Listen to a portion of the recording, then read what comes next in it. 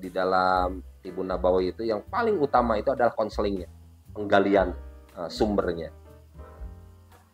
Karena dari penggalian sumber itu pernah tuh ada kejadian, dia seorang pampres bapaknya itu, ibunya sangat sayang kepada anaknya. Jadi sampai kalau mau sekolah disuapin, karena satu-satunya anaknya tuh. Nah, kalau mau di sepatu ditaliin gitu kan, sampai dianterin ke sekolahnya sampai SMA tuh. Nah, kembali dilalahnya gitu ya. Ternyata pas dia SMA itu punya adik. Qadarullah nih. Iya. Nah, Qadarullahnya punya adik. Otomatis kan siapa yang akan diperhatikan? Si adenya. Nah, gitu kan ya. Iya. Kita sebagai manusia seperti itu. Iya. Si adeknya udah inget belum kalau tidak diperhatikan? Belum. Nah, kalau kakaknya Ingat pasti. itu kesalahan kita. Oh. Perhatian itu kepada yang tidak ingat. Padahal yang harus diperhatikan itu yang sudah ingatnya. Sampai ada kata-kata adanya, gara-gara ada kamu saya jadi tidak diperhatikan sama ibu saya. Saya bunuh kamu. Sampai gitunya. Itu cerita ininya orang tuanya itu. Dan kalau ada keinginan, tolong beliin komputer katanya, karena dia udah kuliah kan. Kalau enggak, ya nanti tunggu gajian katanya gitu. Dilempar tuh sampai pecah kaca di rumahnya itu. Kaca-kaca udah pecah kan. Nah itu sampai seperti itu. Gara-gara kurang perhatian. Nah, jadi kita konseling tuh. Oh itu sumbernya. Nah, pada akhirnya berarti itu yang menjadi ininya. Oh berarti saya salah katanya. Kan saya sebagai ibu pasti memperhatikan bayi ini katanya gitu kan. Dengan berharap ini yang udah hidup lama.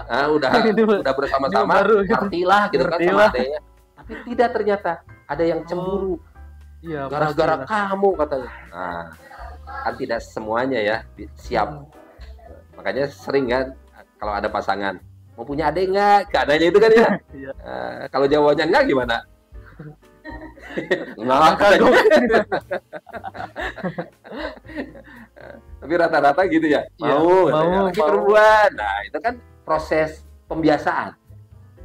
Tapi kalau misalnya enggak, berarti dia udah mulai ada rasa cemburu tuh.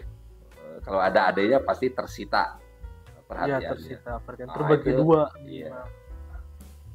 Kalau nemu yang kasus baby blues pernah nggak Ustaz, yang Gimana? ibunya itu nggak mau melihat wajah anaknya gitu, nggak mau deket, pernah nggak itu? Biasanya itu kan sudah lahir ya. Iya, sudah lahir. Ada juga ya kebetulan dia seorang suaminya pas pampres yang sebelumnya itu dikirim ke Aceh. Ke Aceh. Apa daerah operasional apa itu ya. Dulu itu kan ada. Iya. Dia mempunyai ini, wah gimana kalau suami saya itu nanti pulangnya, kan banyak yang terbunuh ya waktu itu. Kayak sekarang di Papua gitu kan. Iya. Gimana kalau suami saya nanti terbunuh, terus ini anak gitu kan kecil, digugurkan tuh. Digugurkan. Ternyata 5-10 tahun itu kan ceritanya dulu kan, waktu muda. Sekarang suaminya selamat, udah kembali di Jakarta gitu kan.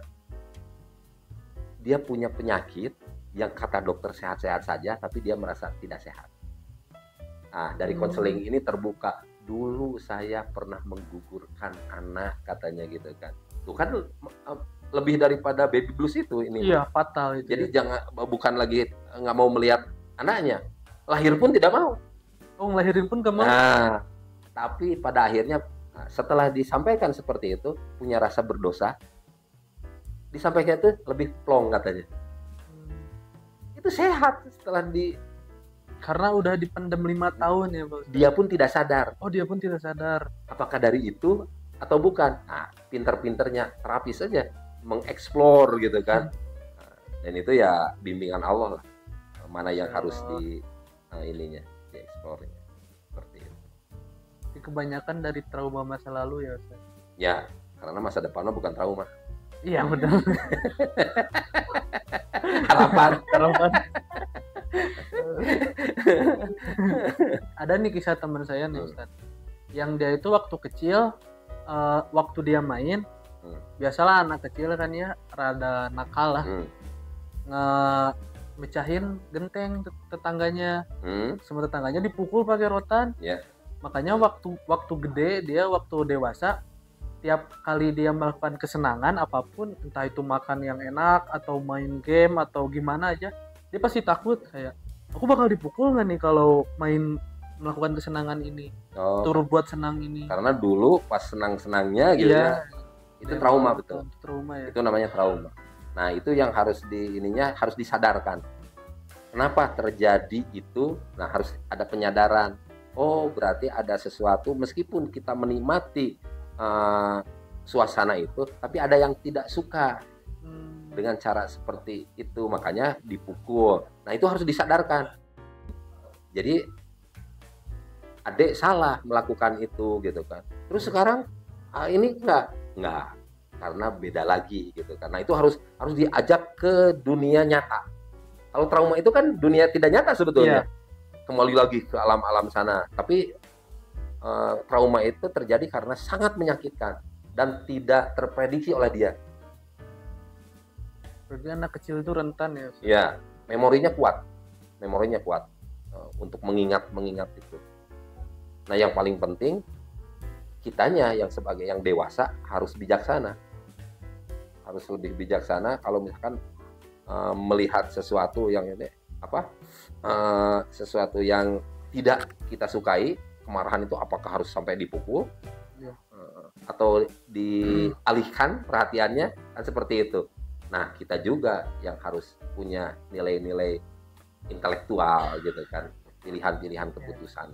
Karena takutnya mungkin waktu kemungkinan terburuknya waktu dianya udah dewasa, dia mikir bahwa anak-anak yang lagi senang-senang terus mecahin barang dia sendiri itu boleh dipukul ya, kayak dia balas dendam. Betul. Nah, itu ya kemungkinan terburuknya. Biasanya kan dia juga punya catatan. Iya. Kalau digali itu catatan masa lalunya gimana.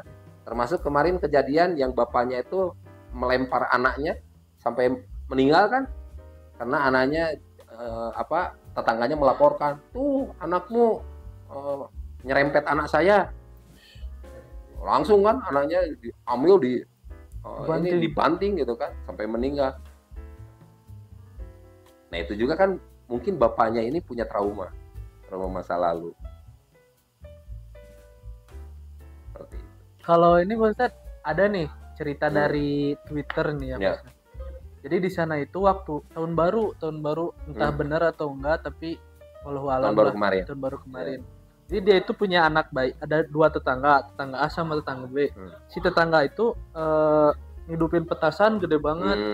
Si tetangga B punya bayi yang baru 2 bulan. Nah, dia itu waktu ngidupin, otomatis yang B itu marah lah ke tetangga A, gedor-gedor, halo gimana ini. Si tetangga A keluar. Ternyata si tetangga A ini ibaratnya punya peliharaan lah, peliharaan. Nah, katanya kamu pengen jadiin anak kamu nggak punya bapak lagi, katanya si ibu-ibu ini ke tetangga B. Terus habis itu 2 hari langsung meninggal, Ustaz. Nah, ada nggak nih buat doa yang mujarab gitu buat, soalnya waktu dia ke rumah sakit, kata dokter udah di ronsen, udah dicek apapun nggak ada masalah, tapi tiba-tiba 2 hari meninggal gitu. Ada nggak nih doa yang mujarab yang bikin kita terhindar lah ibaratnya dari kasus tersebut? Kalau masalah meninggal atau tidak, tetap itu adalah kontrak hidup, sudah qadarullahnya ya. Satu. Keduanya, kalau masalah doa untuk perlindungan, ya yang diajarkan Rasulullah. A'udzu bikalimatillahi tammati min syarri ma khalaq. Jadi kita berlindung kepada Allah dari kalimat-kalimat yang sempurna dari kejahatan semua makhluk yang diciptakan. Baik itu makhluk yang terlihat ataupun yang tidak terlihat. Seperti itu. Cuman itu kan kalau misalkan seperti itu terus kejadian meninggal, kan kita bisanya menyambungkan ya. Karena kita pintar jadi sutradara gitu kan. Padahal kalau menurut Allah, ya ini memang udah saatnya saja. Kebetulan gitu. Dia bicara seperti itu. Coba kalau sekarang dicoba lagi bicara kepada orang ini, mungkin meninggal lagi nggak? Nggak tahu tuh, masih kan? Alam. Berarti bukan. Harusnya kan kalau bisa seperti itu, tiap dia bicara harusnya terjadi. Ya. Nah, jadi tetap itu semuanya qadarullah.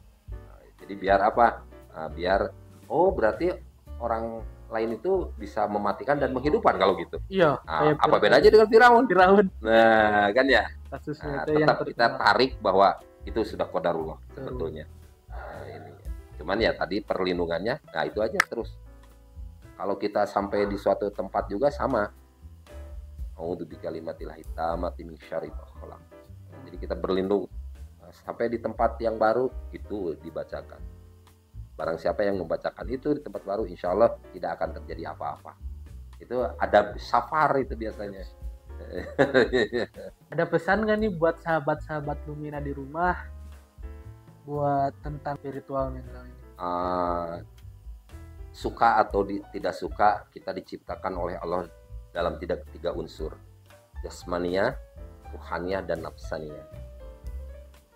Ruhaniyah itu adalah yang ditiupkan oleh Allah dari ar-ruh gitu kan. Mudah-mudahan ini yang selalu dalam keadaan suci. Jasmania ya kita bagaimana makanan dan minuman kita. Makanannya bagus, menyehatkan, berarti tubuh kita sehat. Makanannya yang tidak sehat berarti tubuh kita bermasalah. Nah, nafsania ini juga perlu nutrisi. Nutrisinya adalah agama. Nah, jadi kalau kita sudah jasmani dengan nutrisi makanan minuman jadi sehat, nah jiwa kita pun harus sehatnya dengan nutrisinya. Nutrisinya apa? Agama. Nilai-nilai spiritual. Orang yang jauh daripada agama, meskipun tubuhnya sehat tapi jiwanya pasti lemah. Rasulullah sampai mengatakan kalau orang yang jiwanya lemah seperti mayat hidup.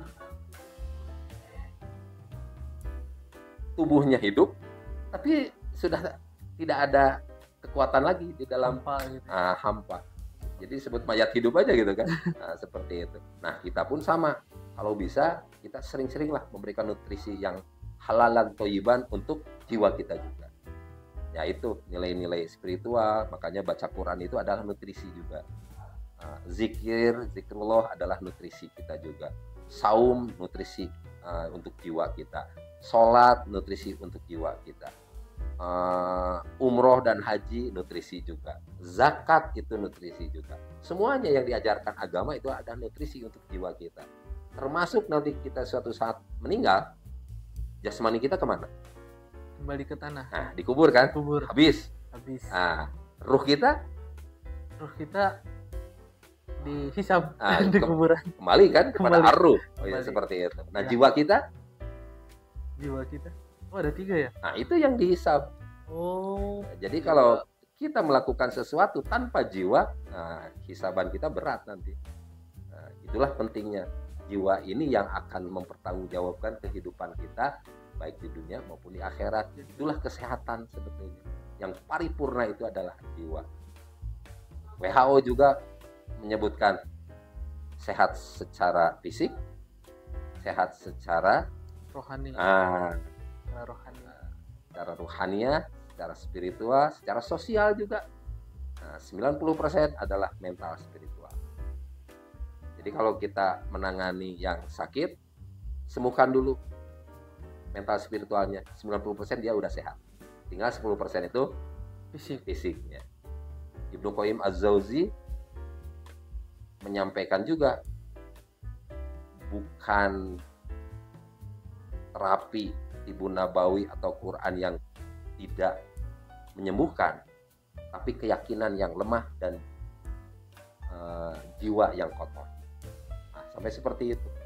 Jadi bagaimana Tibu Nabawi kok tidak menyembuhkan? Bukan tidak menyembuhkan, keyakinannya yang lemah dan jiwanya yang masih kotor. Jadi kalau Tibu Nabawi itu bisa termasuk penanganan mental, kesehatan mental, psikologi, bisa itu dengan cepat.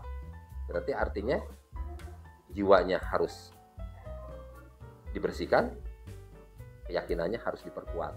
Itu 2 faktor yang harus dibina kepada klien, baru cepat.